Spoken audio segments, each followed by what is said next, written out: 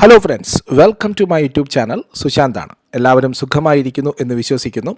ഈ ആഴ്ച IPOകളുടെ പെരുമഴക്കാലമാണ്. അപ്പോൾ സ്വാഭാവികമായിട്ടും ആദ്യമായിട്ട് തുടങ്ങുന്ന വലിയൊരു IPO എന്ന രീതിയിൽ കൽപ്പാത്തൂർ ലിമിറ്റഡിൻ്റെ IPO റിവ്യൂ ആണ് ഈ വീഡിയോ. നിങ്ങൾ ആദ്യമായിട്ടാണ് നമ്മുടെ വീഡിയോ കാണുന്നതെങ്കിൽ തീർച്ചയായിട്ടും ചാനൽ സബ്സ്ക്രൈബ് ചെയ്യാൻ മറക്കാതിരിക്കുക. ഞങ്ങളുടെ റിസർച്ച് അഡ്വൈസറി പ്രൊഡക്റ്റുകൾക്കായിട്ട് നമ്മുടെ സർവീസുകൾ നിങ്ങൾക്ക് അവൈലബിൾ ആണ്. മാർക്കറ്റ് ആപ്ലിക്കേഷൻ അതുപോലെ തന്നെ ഡൗൺലോഡ് ചെയ്യാവുന്നതാണ്. ടെലിഗ്രാം ചാനൽസ് ഉണ്ട്. ഒരു കാര്യം ഓർമ്മിക്കുക, നമ്മുടെ ടെലിഗ്രാം ചാനലിൽ, നമ്മുടെ ഫ്രീ ടെലിഗ്രാം ചാനലിൽ പുതിയ ഒരു ചെറിയ ഇഷ്യൂസ് ഉള്ളതുകൊണ്ട് പുതിയൊരു ടെലിഗ്രാം ചാനൽ നമ്മൾ തുടങ്ങിയിട്ടുണ്ട്.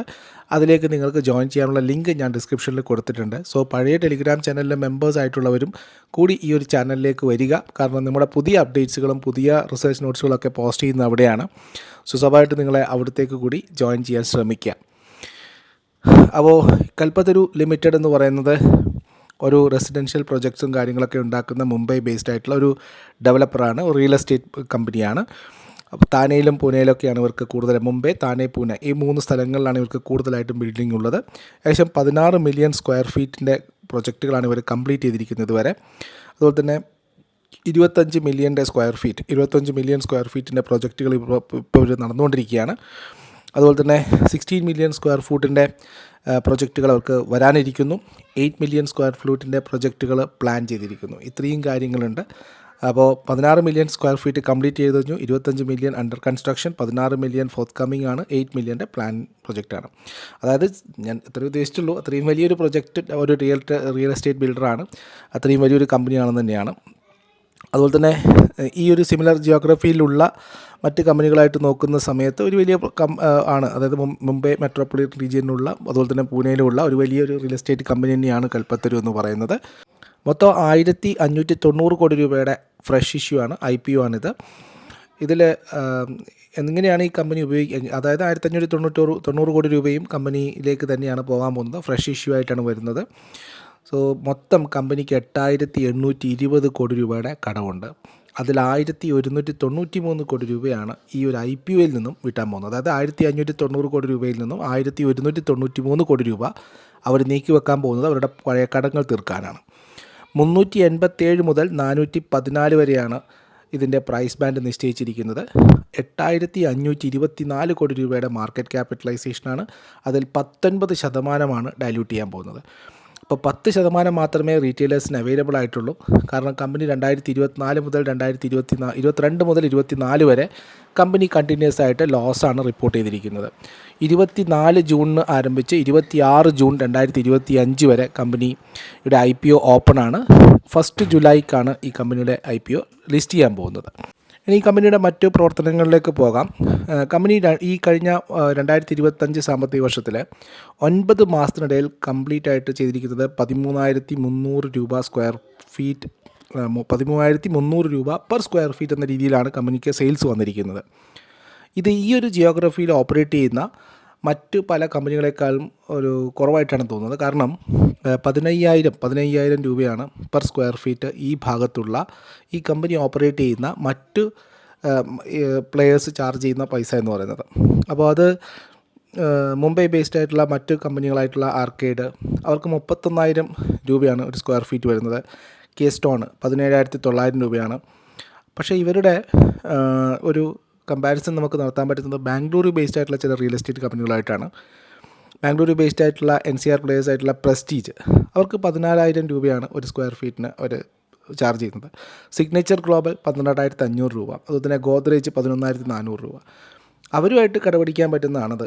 അല്ലാതെ ഈ ഒരു മേഖലയിൽ ഇവർ ഓപ്പറേറ്റ് ചെയ്യുന്ന മേഖലയിലുള്ളവരുമായിട്ട് തട്ടിച്ച് നോക്കുമ്പോൾ വളരെ ഡിഫറൻസ് തോന്നുന്നുണ്ട്. കാരണം 31,000 17,000 ഒക്കെ 18,000 ഒക്കെ ചാർജ് ചെയ്യുന്ന സ്ഥലത്ത് ഇവർ 13,300 മാത്രമാണ് ഇവരുടെ average realisation per square feet എന്ന് പറയുന്നത്.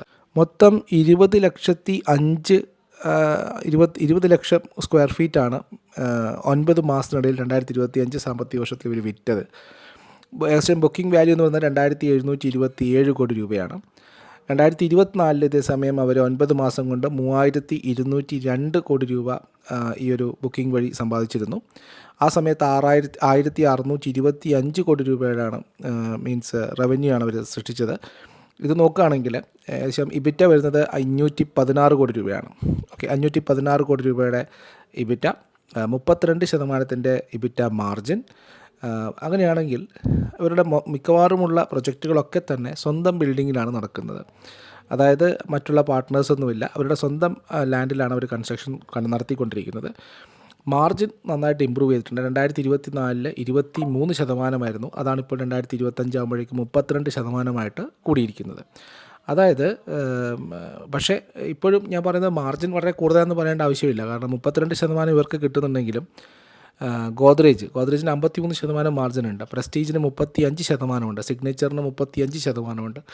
ഞാനത് കമ്പയർ ചെയ്യാൻ കാരണം ഇവർ ഒരേ ബെൽറ്റിലല്ല വർക്ക് ചെയ്യുന്നതെങ്കിലും ഇവരുമായിട്ട് കമ്പയർ ചെയ്യാൻ പറ്റുന്ന ആ ഒരു തരത്തിലുള്ള ഡെവലപ്പറായിട്ട് ഈ 3 കാര്യങ്ങളാണ് എനിക്ക് തോന്നുന്നത്.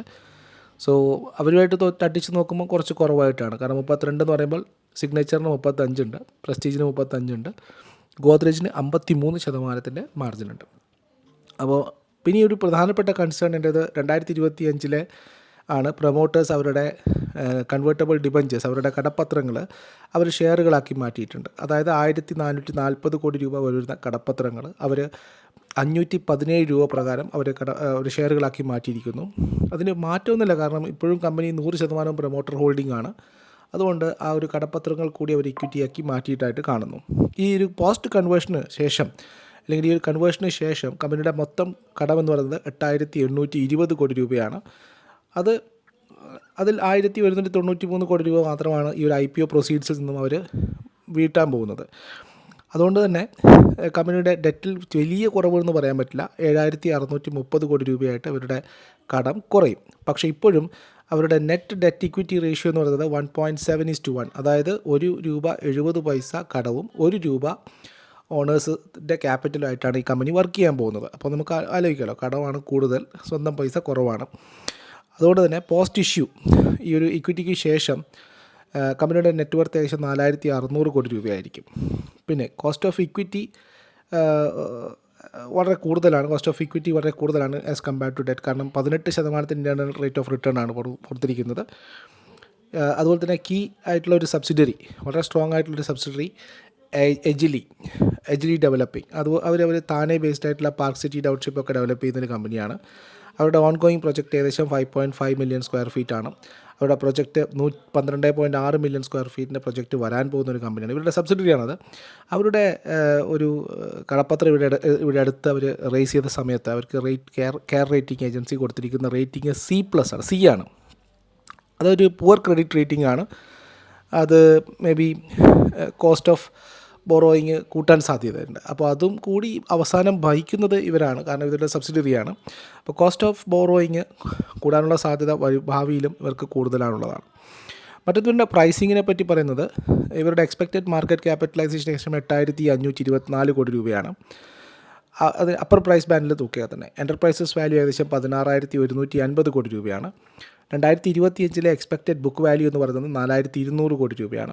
EV by book value multiples ഏകദേശം 3.5x ഇബിറ്റ മൾട്ടിപ്പിൾസ് നോക്കിയാൽ 23x സോ ഇതൊരു ഫുള്ളി പ്രൈസ്ഡ് IPO ആണ്. കാരണം എസ്പെഷ്യലി ഷോർട്ട് ടേമിൽ debt equity ratio 1.7:1 post IPO realisation കുറവാണ്. അതുപോലെ തന്നെ മറ്റുള്ള കമ്പയറുമായിട്ട് ചെയ്ത് നോക്കുന്ന സമയത്ത്, വലിയ പ്ലേയേഴ്സൊക്കെ ആയിട്ട് കമ്പയർ ചെയ്യുന്ന സമയത്ത് റിയലൈസേഷൻ വളരെ കുറവായിട്ട് തോന്നുന്നു അവരുടെ മൾട്ടിപ്പിൾസുമായിട്ട് കമ്പയർ ചെയ്യുമ്പോൾ. കീസ്റ്റോൺ റിയലിറ്റേഴ്സിനെ എടുത്ത് നോക്കിക്കഴിഞ്ഞാൽ അവരുടെ EV ബൈ എൻ്റർപ്രൈസസ് വാല്യൂ ഏകദേശം 7000 കോടി രൂപയാണ്. ആകെ 470 കോടി രൂപയുടെ ഡെറ്റ് മാത്രമാണ് ഉള്ളത്.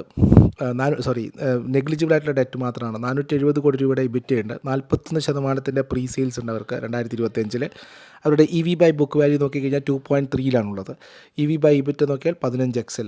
ഇനി ഗുഡ്ഗാവ് ബേസ്ഡ് ആയിട്ടുള്ള സിഗ്നേച്ചർ ഗ്ലോബ് നോക്കിക്കഴിഞ്ഞാൽ സിമിലർ റിയലൈസേഷനാണ് ഇവർക്കുള്ളത് കൽപ്പത്തൊരു. പക്ഷേ ഇബിറ്റ നോക്കിക്കഴിഞ്ഞാൽ 35% മാർജിൻ ഉണ്ട്. ഡെറ്റ് ഇക്വിറ്റി റേഷ്യോ 1.2:1 ആണ്. EV ബൈ ബുക്ക് വാല്യൂ നോക്കിക്കഴിഞ്ഞാൽ 1.8x ഇബിറ്റ നോക്കിയാലും 21x ഉള്ളത്. ഇനി ഇതേപോലുള്ള മറ്റൊന്ന് ആർക്കേഡിനെ നോക്കിക്കഴിഞ്ഞാലും അത്ര വലിയ ഡെറ്റില്ല, 3700 കോടി രൂപ ഡെറ്റ് മാത്രമാണ്. EV ബൈ ഇബിറ്റ നോക്കിക്കഴിഞ്ഞാൽ 200 കോടി രൂപ. ഇബിറ്റ മൾട്ടിപ്പിൾസും EV ബൈ ഇബിറ്റ മൾട്ടിപ്പിൾസ് നോക്കിക്കഴിഞ്ഞാൽ 18x മാത്രമാണുള്ളൂ. ഗോദ്രേജ് പ്രോപ്പർട്ടീസിൻ്റെ കാര്യം എടുത്ത് നോക്കിക്കഴിഞ്ഞാൽ അവർക്ക് ഡൽഹി NCRൽ പ്രസൻസ് ഉണ്ട്, മുംബൈയിലുണ്ട്, ബാംഗ്ലൂരുണ്ട്. അവരുടെ ഡെറ്റ് ഇക്വിറ്റി റേഷ്യോ എന്ന് പറഞ്ഞാൽ 0.2:1 ആണ്. അതായത് 20 പൈസ ഡെറ്റും ₹1 ക്യാപിറ്റലുമാണ്.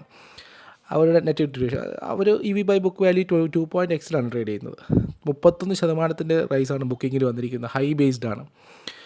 29,440 കോടി രൂപയുടെ സെയിൽസാണ് അവർ കഴിഞ്ഞ പ്രാവശ്യം 2025 വരുത്തിച്ചത്. സോ എനിക്ക് തോന്നുന്നത് ഒരു കമ്പാരിസൺ എന്ന് പറയുന്നത് Kalpataru is having a high debt, അതുപോലെ തന്നെ സ്ക്വയർ ഫീറ്റ് പെർ റിയലൈസേഷൻ. എപ്പോഴും നമ്മൾ റിയൽ എസ്റ്റേറ്റ് കമ്പനികളെ അനലൈസ് ചെയ്ത സമയത്ത് എടുക്കുന്ന ഒരു പ്രധാനപ്പെട്ട ഒരു ക്രൈറ്റീരിയയാണ് ഈ സ്ക്വയർ ഫീറ്റിലെ റിയലൈസേഷൻ. ഒരു സ്ക്വയർ ഫീറ്റിന് എത്ര പൈസ വെച്ച് അവർ ചാർജ് ചെയ്ത് റിയലൈസ് ചെയ്ത് എടുക്കുന്നുണ്ടെന്നുള്ളതാണ്. അതും അൺഅട്രാക്റ്റീവാണ്. പ്രൈസിങ്ങും ഫുള്ളി പ്രൈസ്ഡ് ആണ്. അവർക്ക് എന്ത് വിലയുണ്ടോ അത് കറക്റ്റായിട്ട് അവർ പ്രൈസ് ചെയ്തിരിക്കുന്നു. അതായത് IPO വഴി ഇനി ഒരു ലിസ്റ്റിംഗ് കഴിഞ്ഞാൽ വലിയ രീതിയിലുള്ള മാറ്റമൊന്നും ഇൻവെസ്റ്റേഴ്സിന് ബാക്കി വെച്ചിട്ടില്ല. So my take is a no, a big no. ഞാൻ അപ്ലൈ ചെയ്യുന്നില്ല. അപ്പോൾ നിങ്ങൾക്ക് താല്പര്യമുണ്ടെങ്കിൽ സ്വാഭാവികമായിട്ടും ഈ റിവ്യൂ കേട്ടതിന് ശേഷം നിങ്ങളുടെ തീരുമാനങ്ങൾക്കനുസരിച്ച് നിങ്ങൾ അപ്ലൈ ചെയ്യുക. ഇതിവിടെ പറഞ്ഞത് എൻ്റെ തീരുമാനമാണ്. എനിക്ക് മുന്നിൽ വെച്ചിരിക്കുന്ന ഫാക്റ്റും ഫിഗേഴ്സിൻ്റെ അടിസ്ഥാനത്തിലാണ്. അപ്പോൾ നിങ്ങൾക്ക് വ്യത്യസ്തമായിട്ടുള്ള അഭിപ്രായങ്ങളുണ്ടാകാം, അതിന് തർക്കിക്കാൻ ഞാൻ വന്നതല്ല. അപ്പോൾ സ്വാഭാവികമായിട്ടും താല്പര്യമുള്ളവർക്ക് അപ്ലൈ ചെയ്യാം. പക്ഷേ ഞാൻ ഒരു saying a no, that's my take. അപ്പം സെബിയുടെ നിർദ്ദേശപ്രകാരം നിങ്ങൾ ഇൻവെസ്റ്റ് ചെയ്യുന്നതിന് മുമ്പ്, സ്റ്റോക്ക് മാർക്കറ്റ് ഇൻവെസ്റ്റ്മെൻറ്റ് നടത്തുന്നതിന് മുമ്പ് തീർച്ചയായിട്ടും ഒരു അനാലിസിസ്റ്റുമായിട്ട് കൺസൾട്ട് ചെയ്തതിന് ശേഷം മാത്രം ചെയ്യുക. ഞാൻ നിങ്ങളുടെ അഡ്വൈസറി സർവീസുകൾക്കായിട്ട് ക്ഷണിക്കുകയാണ്. നിങ്ങളെ ഞങ്ങൾ എക്സ്പെക്റ്റ് ചെയ്യുന്നു. ഈ സമയത്ത് മാർക്കറ്റിൽ നിങ്ങൾക്ക് ആവശ്യം കൃത്യമായിട്ടുള്ള ഗൈഡൻസും കാര്യങ്ങളൊക്കെയാണ്. ഓക്കെ, ഷോർട്ട് ടേമിൽ ചിലപ്പോൾ വോളറ്റൈലായിരിക്കാം, മാർക്കറ്റ് വോളറ്റൈലായിട്ട് റിയാക്ട് ചെയ്തേക്കാം. പക്ഷേ ഫണ്ടമെൻ്റലി നല്ല പോർട്ട്ഫോളിയോ ബിൽഡ് ചെയ്യാനുള്ള സമയമാണിത്. സോ മിസ് ഔട്ട് ആക്കരുത്. നമുക്ക് മറ്റൊരു വീഡിയോ ആയിട്ട് കാണാം. ഒന്നുകൂടി ഓർമ്മിപ്പിക്കട്ടെ, പഴയ മെമ്പേഴ്സ് കൂടി പുതിയ ടെലിഗ്രാം ചാനലിൽ ജോയിൻ ചെയ്യുക. ഫ്രീ ആണ്. അതിൻ്റെ ലിങ്ക് ഞാൻ ഡിസ്ക്രിപ്ഷനിൽ കൊടുത്തിട്ടുണ്ട്. മറ്റ് സർവീസുകൾ ലഭ്യമാണ്. നമ്മുടെ ആപ്ലിക്കേഷനുണ്ട്, മൊബൈൽ ആപ്ലിക്കേഷൻ. നിങ്ങൾക്ക് iOSലും ആൻഡ്രോയിഡിലും ഒക്കെ തന്നെ ലഭ്യമാണ്. ന്യൂസ് അപ്ഡേറ്റ്സുകളും റിസർച്ച് നോട്ട്സുകളും ലെവൽസുകളൊക്കെ ഞാൻ സെൻഡ് ചെയ്യാറുണ്ട്. സോ താല്പര്യമുള്ളവർക്ക് ഡൗൺലോഡ് ചെയ്ത് സൂക്ഷിക്കുക. അവിടെയും നമുക്ക് വളരെ നോമിനലായിട്ടുള്ള എമൗണ്ടിന് നമ്മുടെ സർവീസുകൾ ലഭ്യമാണ്. താല്പര്യമുള്ളവർക്ക് ആപ്പിലോ ടെലിഗ്രാമിലോ എവിടെ വേണമെങ്കിലും ജോയിൻ ചെയ്ത് സർവീസുകൾ എടുക്കാവുന്നതാണ്. നിങ്ങൾക്ക് എപ്പോഴും നല്ലൊരു ഫിനാൻഷ്യൽ പാർട്ട്ണറും കമ്പാനിയനും ഫ്രണ്ടും ആയിരിക്കും. Thank you. Have A nice day. നിങ്ങളുടെ അഭിപ്രായങ്ങളും നിർദ്ദേശങ്ങളും കമൻറ്റ് ബോക്സിൽ എക്സ്പെക്റ്റ് ചെയ്യുന്നു. മറ്റൊരു വീഡിയോ ആയിട്ട് വരുന്നവരെല്ലാവർക്കും നന്ദി, നമസ്കാരം. Thank you.